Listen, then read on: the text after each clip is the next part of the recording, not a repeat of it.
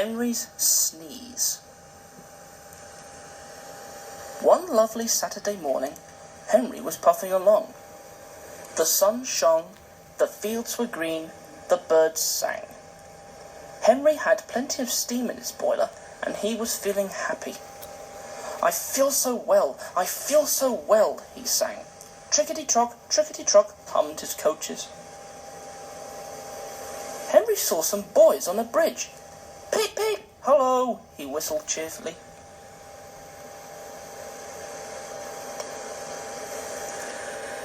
"Peep, peep, peep," he called the next moment. "Oh, oh, oh!" For the boys didn't wave and take his number. They dropped stones on him instead. They were silly, stupid boys who thought it would be fun to drop stones down his funnel. Some of the stones hit Henry's boiler and spoilt his paint. One hit the fireman on the head as he was shoveling coal, and others broke the carriage windows. "It's a shame, it's a shame," hissed Henry. "They've broken our glass, they've broken our glass," sobbed the coaches. The driver opened the first aid box, bandaged the fireman's head, and planned what he was going to do.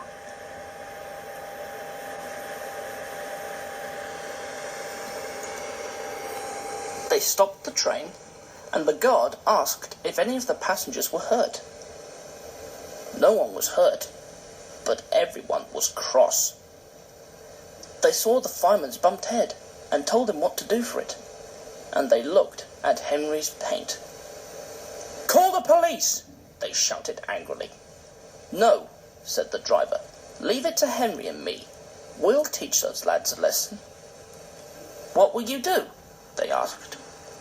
"Can you keep a secret?" "Yes, yes," they all said. "Well then," said the driver, "Henry is going to sneeze at them."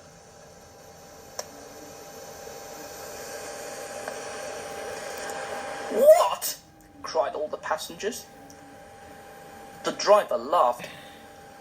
"Henry draws air in through his fire and puffs it out with smoke and steam. When he puffs hard, the air blows ashes from his fire into his smoke box, and these ashes sometimes prevent him from puffing properly. When your nose is blocked, you sometimes sneeze. If Henry's smoke box is blocked, I can make air and steam blow the ashes out through his funnel. We will do it at the bridge and startle those boys."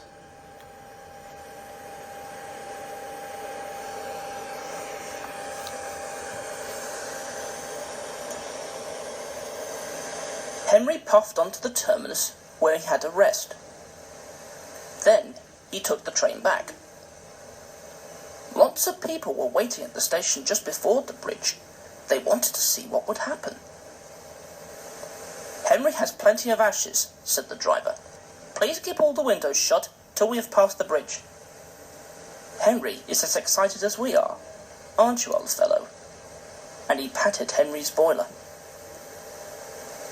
Henry didn't answer. He was feeling stuffed up. But he winked at his driver, like this.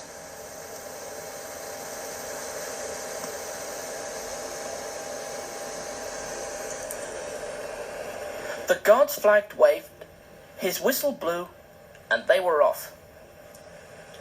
Soon, in the distance, they saw the bridge. There were the boys, and they all had stones. "Are you ready, Henry?" said his driver. "Sneeze hard when I tell you."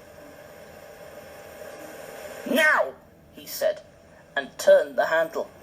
"Attention! Attention! Attention!" Smoke and steam and ashes spouted from his funnel. They went all over the bridge and all over the boys, who ran away as black as soot.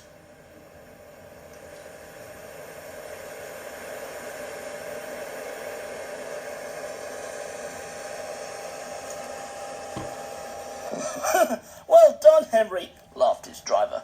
"They won't drop stones on engines again. Your coat is all black, But we'll rub you down and paint your scratches out, and then you'll be as good as new tomorrow. Henry has never again sneezed under a bridge. The Fat Controller doesn't like it. His smoke box is always cleaned in the yard while he's resting. He has now gone under more bridges than he can count, but from that day to this, there have been no more boys with stones.